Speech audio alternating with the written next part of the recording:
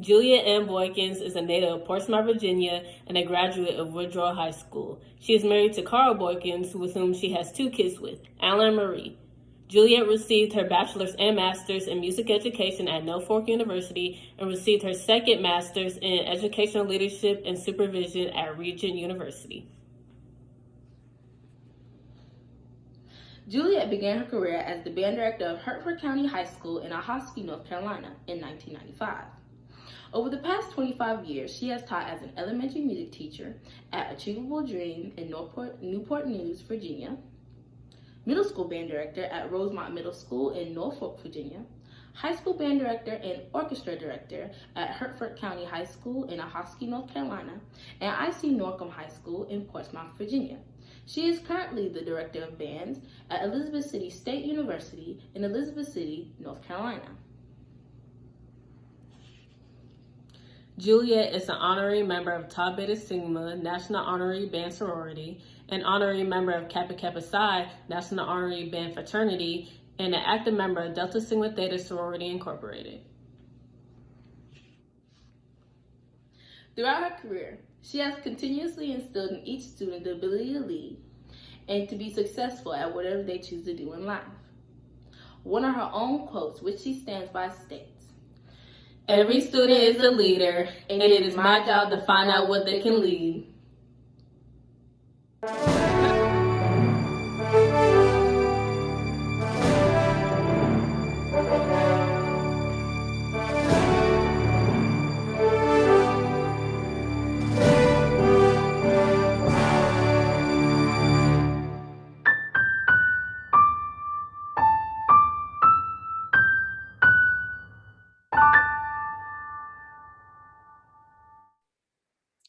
Shoot, after the introduction, I wanted to meet me too. I wanted to know who I was.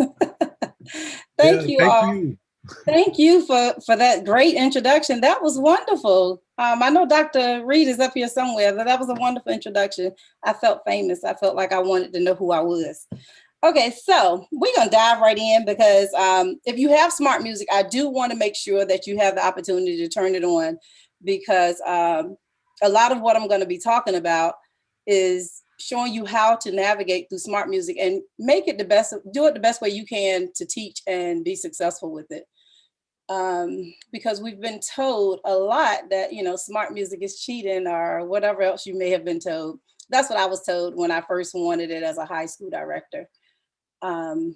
So the first thing is I'm gonna teach you on 2 sides. I have it set up so I can show you from a professor side. And I also have it set up so I can show you from a student side how to do a lot of things that your professors would be asking of you if they're using this. Now, some people don't like smart music only because a lot of the repertoire that they're used to playing or accustomed playing might be in there, might not. It's a hit and miss with that. but that shouldn't stop you from using it. There's a lot of great exercises in here. First thing I'm gonna show you is how to set it up. So if I am the professor, to set it up, first thing I need to do is log in and get myself right. Hold on, I think it just logged me out to my student one. I got to keep them straight.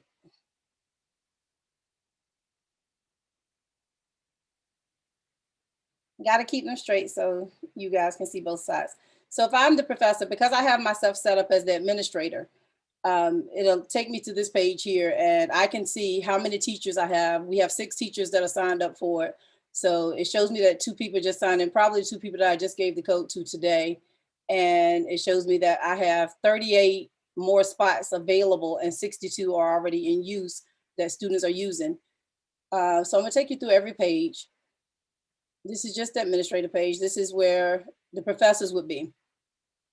Now, on this page, I am the only one that can check everybody's thing. So I can't really go into their classes. They haven't upgraded it yet where I can actually see who's actually using it. Well, I can see who has students in it, but I can't see what they're actually teaching in their classes. But I can see for who actually downloaded it. And if I was a high school administrator or a high school music supervisor, I would probably want to see what they're teaching once in a while. So a lot of us have been emailing SMARTMUSIC to upgrade to that. Here are all the classes that we currently have that are being used at Elizabeth City with the professors that have students in it. Now, I just told you that there's 2 people that have not been certified. So I'm gonna go back right quick and show you what I mean. Where it says standard, that means right now they don't have full access to what's happening in SMARTMUSIC, what I'm doing. They wouldn't be able to just explore on their own. I got to make sure that they're over here where it says premium. So to get that, it's a good thing they aren't there yet, so I can actually show you that. I know where they are. One is in the trumpet section. And I just click that and it'll say continue, and now she has full access. The other would be in baritone. Now she has full access. Now I know that just looked weird on what I just did, but with my classes, because we're in a pandemic and we're 100% virtual, what I have done is broken my classes down to 2 to 4 people per session. Now the only classes that have 4 people would be the percussion classes because they have no aerosols. They're just all percussive. So where they're striking something. So in each class, I'm able to meet with them from Tuesday, Wednesday, and Thursday between the hours of 9 to 5:30. And I have about 45 to an hour and a half in between each class. So I can allow the aerosols time to disintegrate in my classroom. So now let me take you here. Okay, we've set the classes up. So now, next thing you want to do is give them an assignment. Before you can even give your students an assignment, I don't know about y'all, but it gets so annoying just moving the Zoom stuff out the way so you can navigate. I have to first click my class 2s. Class 2 says platform classes. Now, all of my classes are set up, but I'm gonna set up a dummy class probably. So let me go back and set up a dummy class so you can see. First thing I have to do is click this button, create a class. If ever I'm going too fast, you could put it in the group chat and somebody will tell me that I'm going too fast at some point.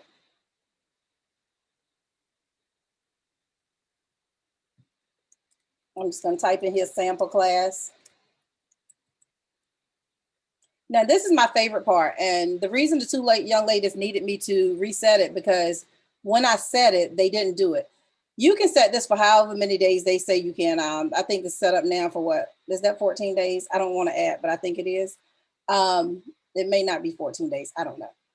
But however many days this is, you can set it up so they have that long to actually join the class. I only set mine up for 24 hours because like I tell them, my time is just as valuable as theirs. And if they can't take a few seconds to just go ahead and just click it so they can join the class, that's on them. Then I know, and I can start taking points off when they have to email me and say, Ms. Boykins, can you reset the class? So professors, you have full range on this right here, because however long you set it for. My first day, I usually give them 48 hours, so they could have time. But if not, after that, it's just 24 hours, because I'm not going to keep resetting it for you. So for right now, I'm just going to set it for tomorrow, because this is just a sample class.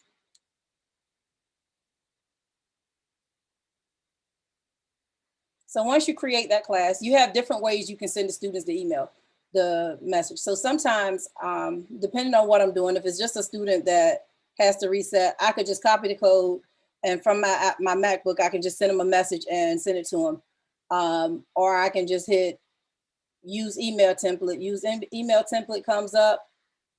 I go over here, copy clipboard, and just take this entire email, and it puts it in my email for me, which I'm not going to do that part, only because I'm going to continue. So now that we have a class set up, I actually set one up yesterday, so I'm going to use that class. We have a class set up, and I set one up as practice class. I want to set them up some assignments. This is the fun part of SMARTMUSIC. Whatever you see right here, your students can also see. They have the same little box, so whatever you assign them, sometimes they can just go and explore the stuff on their own, but whatever you assign them is right here. I'm sorry, I got to keep looking at my notes to make sure I don't get off task. So let's assign them something. I want to assign them some kind of solo.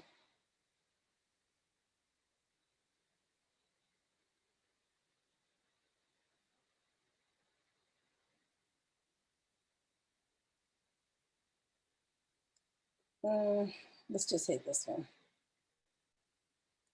I'm going to go here and assign it.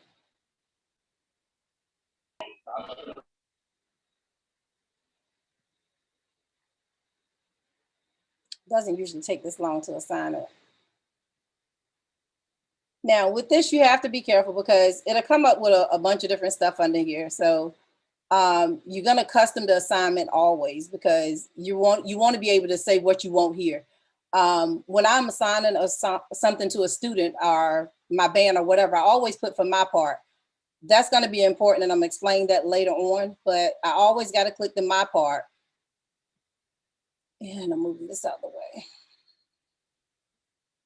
Everything else stays the same. If I was just doing percussion, I would change this right here from allow both melodic and percussion to just percussion. But for now, I do both, and I will show you why also.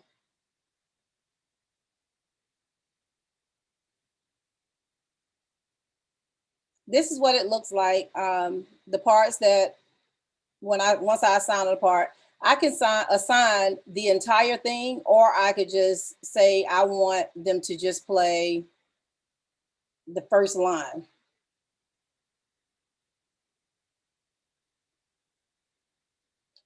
Now, for my students, I usually put any, because when they're rehearsing something, I want them to be able to adjust the time, the tempo, and I'm going to explain that later as well. But I'm just trying to show you how to set up a class first. So for right now, I'm going to hit any, and there. Now, this is already set up for me, but I'm going to go back and act as if it's not set up. So let's leave that for a minute and go back to the class that I just set up. I want to set an assignment for that one. Sorry, I'm gonna go back to where we just left just with a different piece. I want to assign this class this piece. It's not gonna let me, because there's some things that I haven't done yet, but I wanted you to go, I want to walk you through those things that I haven't done as of yet.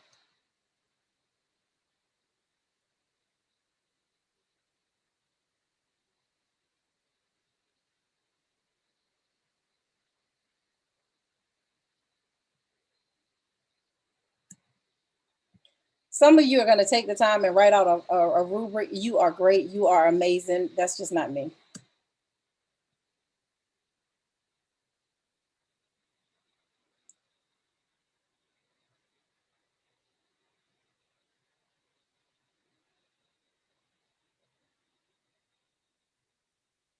Now, when I try to complete the sample class, it's not going to let me set it up, because before you can do all of these things, you have to go to another page. Now, what I don't like that SMARTMUSIC does, it doesn't automatically tell me that in the beginning that I need to set all of that up. So what they want you to do is go over here, hit this tool, class tools, find your class again. There's a lot of steps to set it up, but once you set it up, it's gravy. Now, you can just set up a grading scale. I have a pre-existing grading scale I use. So I just go over here and I'll hit that one and it's already in there. But I literally had to sit there and put those in. So you would have to do whatever your grading scale is. Yours may be different. You may not go to 100. You may only go to 30 or 40 or, you know, whatever you may do, but you have to set this up yourself. And then you have to go to your calendar. My calendar, again, is simple because, you know, I just use this so I can use it for the semester. So for me, I just put the spring 2021 and I put the dates in there, and that's how I save the calendar.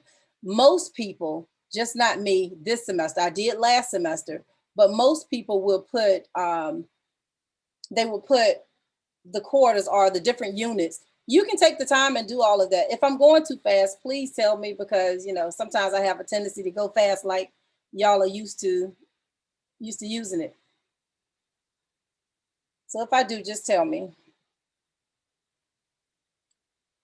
Another thing I do, all of my classes use a method book because, like I said, we are 100% virtual. So I am working on technique. So I take everybody through a method book, and you can assign a method book for a class, or you can break it down to different things. I'm gonna show you how you can do it. I'm just gonna hit any book right now. I'm gonna hit, well, we're not in drums, but anyway, I hate drums.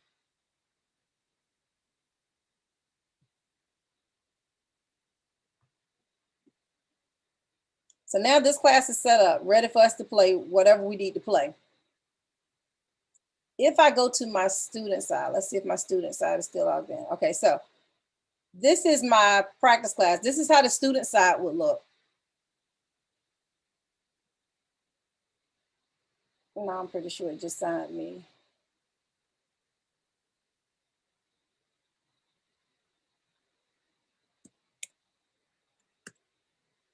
I created a second account just so I could go through that part for you.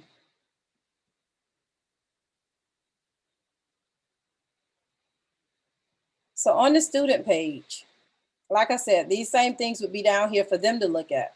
Right, as of right now, I didn't assign anything for the practice one, but I'm going to go back over and assign something for the practice so we can see how it'll look here.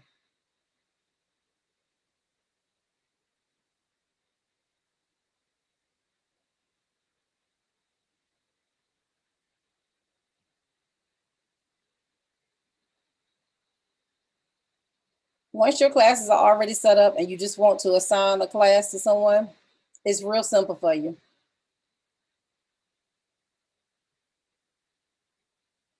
I have this in practice mode. I am the student, so I clicked on something for me to practice. So let's start here. I am the student now. I want to practice.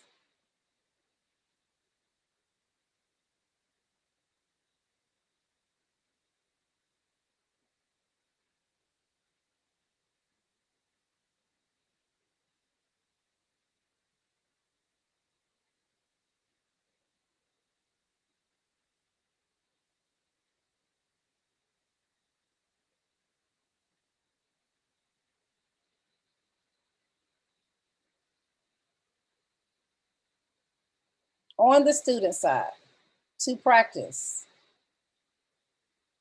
Looks pretty easy, right? You just follow, you just press you play. What happens is a lot of students will practice, and when they practice, it doesn't show on the practice chart that they practice at all. If they do not press play, it does not show that they ever practice. And that's important because I'm gonna come back to that again. I'm gonna tie all of this together, y'all. I'm trying to give you bits and pieces so when I say the last part or the last few parts, everything will tie together.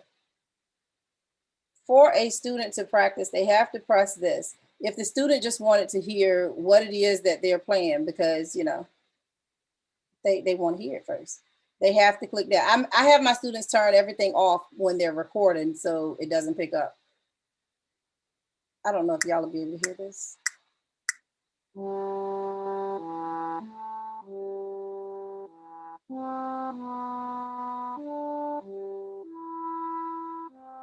So I'm the student. I played that. I keep messing up every time I play it. So let me record myself and see where I'm messing up at. I don't know. Let's see. We start it over.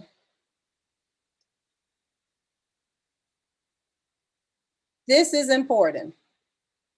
When a student press record, if it says percussive, it's not going to pick up anything they play because it's looking for them to hit something, strike something, or whatever. So it has to be on melodic. This will come up. It just tests the inner speakers. Make sure your inner speakers can pick up.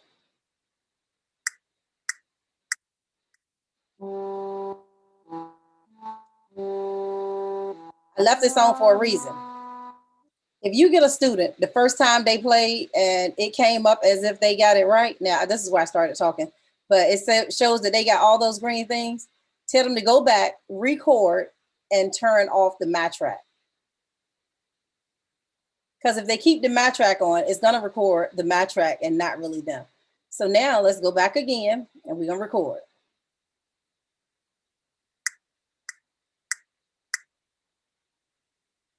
Yeah, nothing's happening because, you know, we're not hitting any notes. Nothing's playing, none of that. So yeah. So now this is what you can hear. Your teacher can go back and hear this when you save it. Yeah, nothing's happening because, you know, we're not hitting any notes. Nothing's playing, none of that. So when I first started using SMARTMUSIC at Elizabeth City, a couple of students, everything they played was just perfect every time. And I was like, man, they got to be the only ones that ever play perfect. And I was like, let me go back. Let me look and see what they're doing. So I went back and listened to the recordings. And clearly I can hear that it's my part and them playing. And when both of them are playing, it picks up what's in the inner speaker, which is going to be my part that they're playing.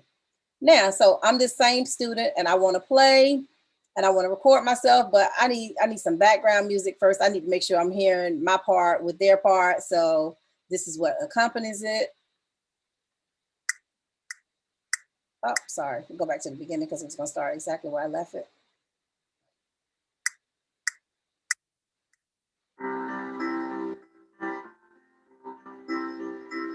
My part is off, so that's just the accompaniment part to this piece of music. So now I want to play with the accompaniment, but I want to hear how my part goes first, so I can make sure I'm playing it all right.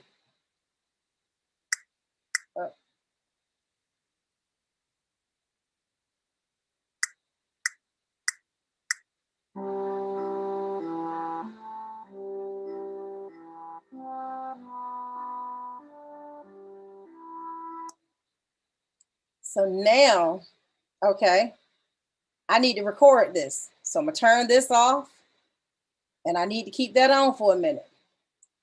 Show you what's gonna happen.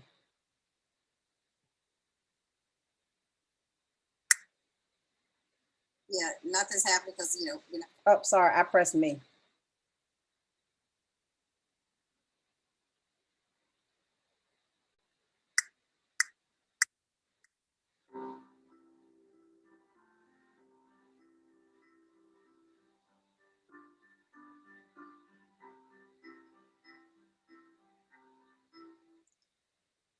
I tell them to record without the accompaniment only because if there is a note that the two of them intertwine or they play at the same time, it's going to say that they played it correctly. Whether they played it correctly or not, it's picking up the inner speaker. So you have to be careful with that.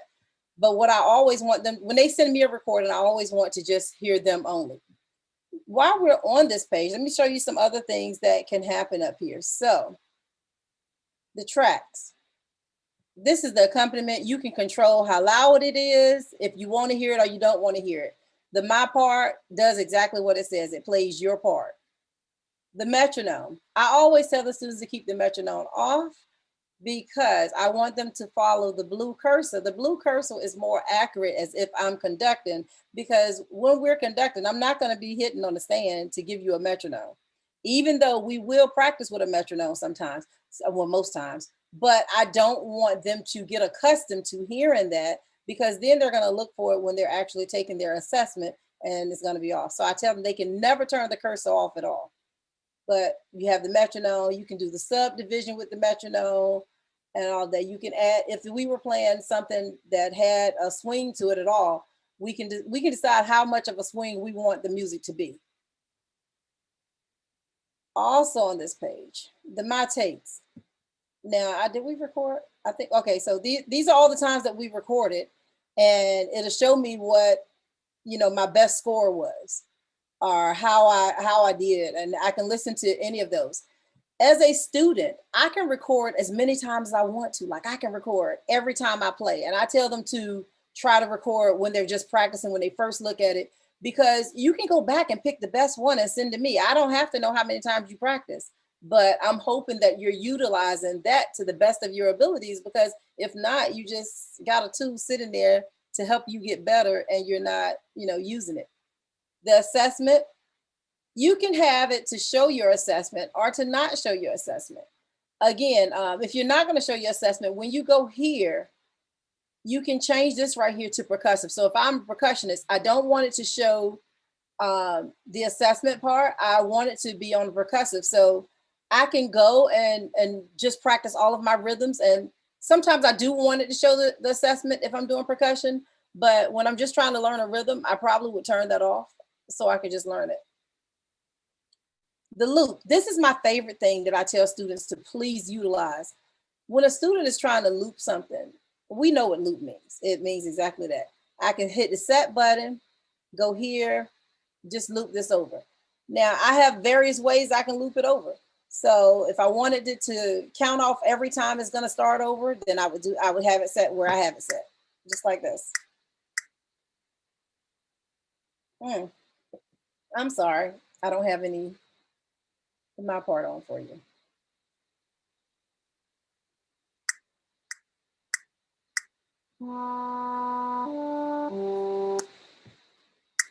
And it'll just keep counting. Every time it starts over, it'll count it back in. But I can also go back and say, well, I just want to play it over and over and over, so I don't want it to loop. So it would do just that. It won't loop. Did I turn my part off? Okay, hold on, let's go back.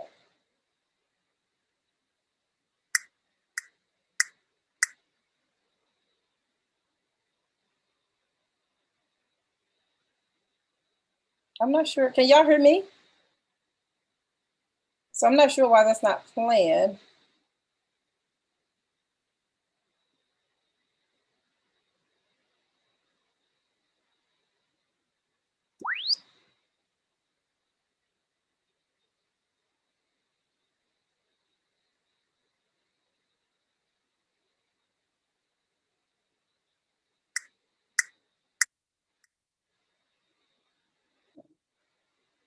Let's try another part.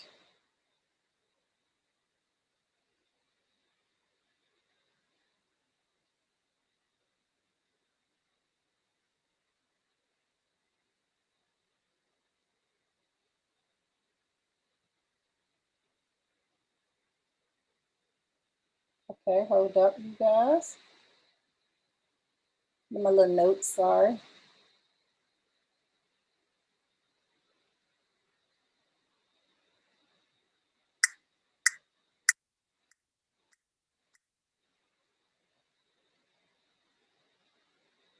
Okay, I'm not sure why that's not playing, but I'm not gonna say there. So the assessment, I told you, is here. It'll show the assessment or not show the assessment.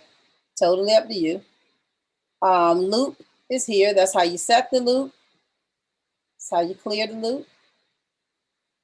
Display. I don't have it. I don't want to highlight the measure. I only use the cursor. And like I told the students, I am trying to get them to follow, since we are 100% virtual and I only see them in bits and pieces of 2 to 3 students at a time. I have them use the cursor, because the cursor is the closest thing to a conductor being in front of them. It is so hard to follow the cursor. But it gives my students an opportunity to see that yo-yo effect that we all know all of our bands will do when they feel like it. They'll start the tempo with you, and then they'll go a little faster or go a little slower, and then they say, well, the tempo didn't change, you changed, and it's easier for them to have a visual of what happened there. All music does not come where you can print it, but there are a lot of pieces in SMARTMUSIC that are preloaded that you can print. The reason all of them are not that way is because of copyright laws, and SMARTMUSIC does not have permission to print them. Now, this is the practice side on the student side. My favorite part is, or maybe I was on the professor part. Nope, sign me out of both. My favorite one is the professor side of how I can monitor who's been practicing and who has not been practicing. Last semester, this feature did not exist. This semester, it is a lifesaver that it does exist. So I can click on practice, and I can monitor, and I can see who's doing what. I have my students set up where they are required to practice 4 hours a week. And 30 minutes of that 4 hours must be sight reading. But if you are a music major, you're required to do 6 hours a week and still 30 minutes of sight reading, because music majors, you're supposed to be on your horns as much as possible. So for me to monitor that, I go over here and I can see, well, what class is doing what. This right here, what you see, the 15 hours is of all my classes combined. So within the past 7 days, they've given me 15 hours and 9 minutes of practice time. They've explored 2 hours of stuff. And the assignments that I have given them, they've done 11 hours of working on the assignments that I have put in already. So let's just click on a class now. I'm scared. We're gonna pray. I'm gonna go to a class that I think may have something in it. So I'm gonna go to music majors, trumpet music majors. I have 2 of them in a class together. Okay, so they've given me 2 hours of time. So as a professor, I want to know, well, what it is they practice on. I want to know who's practiced what. I ain't gonna put their names up because I don't want to. I don't know who practiced what. But the assigned assignments, I can see, okay, they've opened that 4 times, 2 times, and 7 times. Okay, so they've explored some things on their own. Like I said, they have to do 30 minutes of sight reading, so I can see that they've been in the sight reading area. Sometimes I put an actual date in this because I want to know exactly who practiced on what day. I can see who practiced today. I'm just doing this for my nosiness now. I can see, let me see what practice time they put in today. Well, as you see, they ain't practiced at all today. So, so that's that. But professors, that's my favorite part. And that part did not exist when we were in the beginning of the pandemic, when we first started. But a lot of professors, a lot of teachers were complaining on the message board about not being able to monitor what their students did, and it made it hard.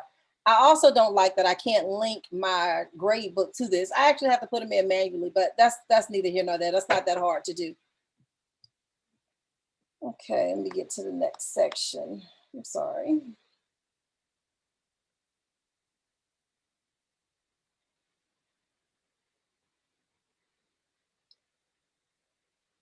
Oh, well, actually, I've tied everything in together.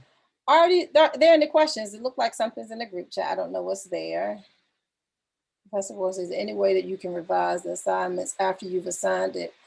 I always have to delete the assignment and reassign it.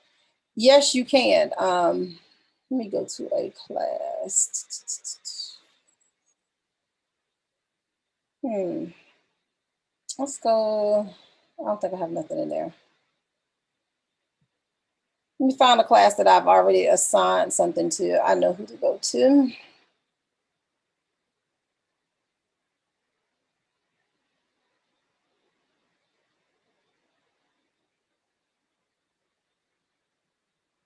Okay, so Mr. Woodis, if I wanted to reassign, I'm guessing you mean like reassign the class, reassign the work that I've already given them. You can edit the timeline, edit the students. You can make it so one student could go back and redo it. I don't know if I'm answering your question. Mr. Woodis, can you hear me? Yes, I can hear you. So did I answer your question or? Well, no, I just want to, is there any way to reopen the assignment? Say if you wanted to change the voice, if you wanted them to allow them to hear their part. You set it up, you set it up first and you set it up so that they couldn't hear that part, but you wanted to change it so they can hear that part the second time. Can you? Yeah, when you create you can edit their assignment. Right, yes, can you edit their assignment? Right. Yes, so let me go here. When you hit edit, okay, I don't know if you saw where I did. I'm gonna go back so you can see. All of your assignments that you've given your students will show up right here. So you can hit just the edit there and it'll take you back to the screen where you created the assignment. And you could go back and click on the my part. You can change the cursor. You can do whatever you needed to change in there and it'll start you right back to where you were. Did that answer it? Yes, got it. Yes, thank you. You're welcome.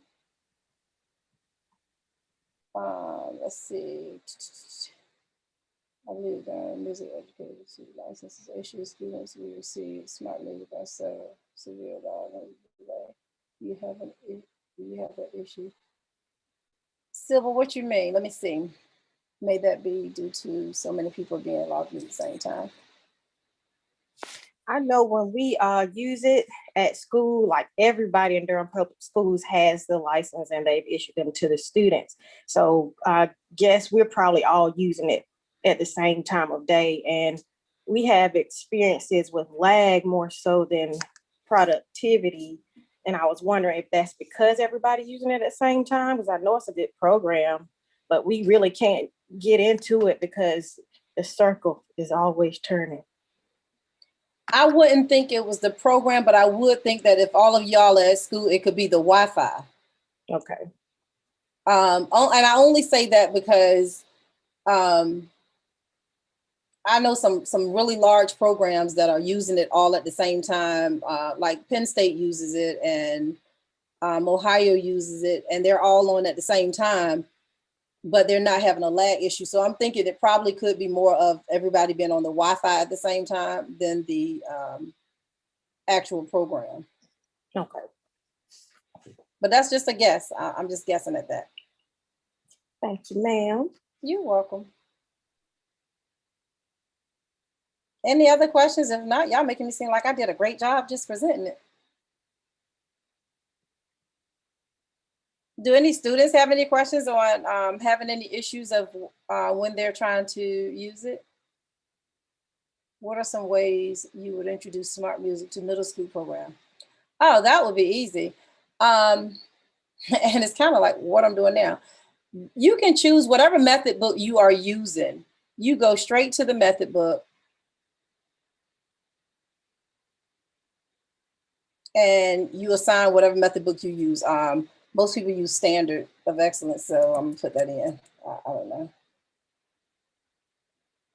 Use Standard of Excellence, and in my classes right now, I told you I have them set up 2 and 3, and I use the projector, and they play from the projector. Nobody brings their books in. Nobody's bringing a computer because, you know, we're practicing social distance. We're practicing leaving all your personal stuff where it is, so the room isn't contaminated other than what the space that you're using. So we use the projector, and I just put whatever we're playing on the projector and they play it together, and it'll pick them up. But if you're using it for middle school students, same thing. Excuse me, if your district has already paid for it, then that means the students have a subscription and they'll be able to pull it up at home. Now, the problem you may come up with is some of the students may say, well, I can't practice my instrument at home. Well, can you sing in the house? Always ask them that. They can sing in the house? Oh, okay, so let's work on rhythms. Take them to a sight singing page. You can just do sight singing. So those of you that are doing oral skills or sight singing in your institutions or in your schools, go to the sight singing, sight reading page and pull that up and let them explore. Give them assignments right there if they're unable to. Now, it's a lot of work for you as far as finding something that's on their level to sight sing, but it'll keep them reading and it'll keep them listening and hearing in there as well. So I would go there. What's something I forgot to show you guys right quick? Before I go to the next question, I'm gonna pull up a piece of music because I omitted this by mistake, not on purpose. You know, you'll have a lot of students that'll say that they missed a note because they couldn't figure out the fingering. What I also like about SMARTMUSIC, they can click on whatever note they want. It'll play the note for them. I don't know how to finger that. It'll show them the fingering for it. And it doesn't just give them one fingering. Like if there's an alternate fingering for anything, it'll give them the alternate finger, all the fingerings. Okay, let me find a note that has. Okay, so it'll give them the fingering of however many ways that it's fingered. It'll show them all of those ways. And that's a very important thing because I did have a student before that actually, called really late at night to tell me that they couldn't figure out the fingering or something. And I asked them, did you hit the screen? It's on the screen. But yeah. Okay, let me see if I can move this out the way so I can answer the question. Of course, Mr. Chambers, we are always one-on-one, anytime. What are some ways you would think? Okay, I did that one. Does this site need to be on a laptop? It has to be on a laptop, it can be on a tablet, and it can be on a desktop. The thing is, it only opens in Chrome. So you have to have Chrome. If not, it's not gonna open. It can't be used on the telephone at all.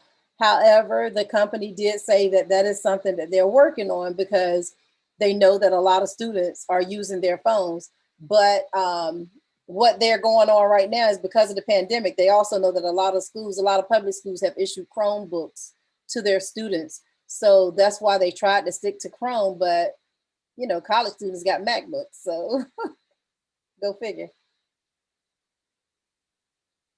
Proposes scroll for large instruments. I noticed this may pose, okay. Yeah, a struggle, okay. I was trying to figure out what a struggle was.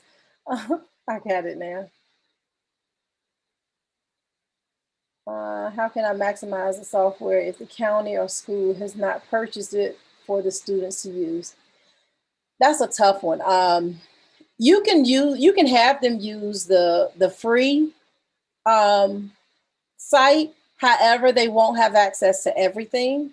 One of the tools that they will not have access to is the sight reading. And I feel like the sight reading is the most important part of this site here, because my goal is to get my students playing often and reading better. So I have them do the 30 minutes of sight reading and they can't repeat anything. You know how hard it is not to repeat something that you just messed up on and you just figured it out. And I say, if you repeat on it, I'm gonna give you a 0.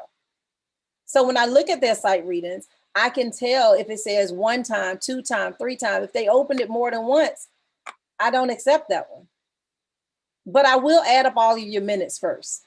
And anything after your minutes, I'm not accepting it if you opened it more than once because you cheated. It's not sight reading, you studied it and then played it. So I want them to stay true to that. Yeah, so I think I answered everybody's question. Dr. Reid, thank you so much for allowing me to do this. I had a lot of fun this summer, actually, working with some of our fellow band people, and it was just a lot of fun showing them this stuff because I've been using this program since 2007, but Elizabeth City did not purchase it when I first got there, but the pandemic said, oh, you're gonna purchase it now. So I was grateful that we were able to purchase it. And it's a tool that I want to continue to use because it does keep the students on their horns a lot more. You know, we all complain about our students not practicing enough. So this does make them practice. They love technology stuff. Definitely. I appreciate you coming on, because we finally, in the midnight hour, as we had been talking even last semester, we finally got some funds to get it. And we were trying to get it last semester, and we got it right in time considering the upgrades you talked about. And I can see right now a lot of our students are starting to dig in. Another point for those who are on here, I see some, let's see, William Johnson on here. One of the things that really impressed me about SMARTMUSIC is the breadth of the literature that's on there. Like Lincolnshire Posey is in SMARTMUSIC, as well as Symphony in D flat. So although we may not have access to having all of those, as we know, this double read issue that we have going on in the band world, you still have access to kind of look at those parts and see the music, man, or even play along with these ensembles, and even some of these the concerto literature that's in there. So there's a breadth of music that you have access to play, and even to slow down, speed up. I mean, and another thing, you can, I believe it's $40. Buy it on your own, and you know, you have access. Now there are some pieces like for example, Mackie has music in there, but not all of his music in there. Like Frozen Cathedral is not on SMARTMUSIC. You got to rent that. But you know, but as you all know, we got Second Suite. They have both whole suites in there. They have even Incantation and Dance, some old war horses in there. So this is a great tool to even expose you all. And for those who don't know, this is my band class, and we have this musical expression series, and we kind of open it to the public. And so I'm speaking to everyone, but I'm mainly speaking to the band class, and letting them know that this is a tool that and I think it's fairly priced. If you want to get it as an individual. Right now, our students aren't paying for it. And then I'm going to upgrade it to the premium, so where they can have access to all of the, you know, beyond what I'm putting up. So, but again, thank you. This is awesome. I want to thank my Sorors ×2 for doing what I said. Yes, that presentation. thank you to them. I forgot something right quick. I'm not, I don't mean to cut your thank you. Oh, no, go ahead. I also forgot that this program is one and the same with Finale. So you can upload your Finale forms, some pieces in here as well. So I did during marching band season, we use this a lot. So over here, we just, you can upload it, and it works the same as the rest of Finale. It's just like a piece that's already in there. Let's see. Let's do a trumpet part, just so you can see that it's just the same. I would treat it the same as Finale. I mean, treat it the same as a piece that was preloaded up in SMARTMUSIC. Again, we have all the functions, but it's just one of our pieces, and so it takes up some time from you know, those students that are not very dedicated to learning their pieces, and they want you to sit there and tell them every rhythm. We don't have to anymore. They can use SMARTMUSIC and, you know, go learn their music. So that is another asset that I wanted to make sure that we were aware of. And thank you for reminding me, Mr. Connor. Yeah. And if everybody could just take your phones off of or your devices off of mute, and just go ahead and give Prof. Boykins a round of applause, class. If you could do that for me, real quick. Thank you. And then our associate director of bands, Prof. Chalmers, is on the line as well.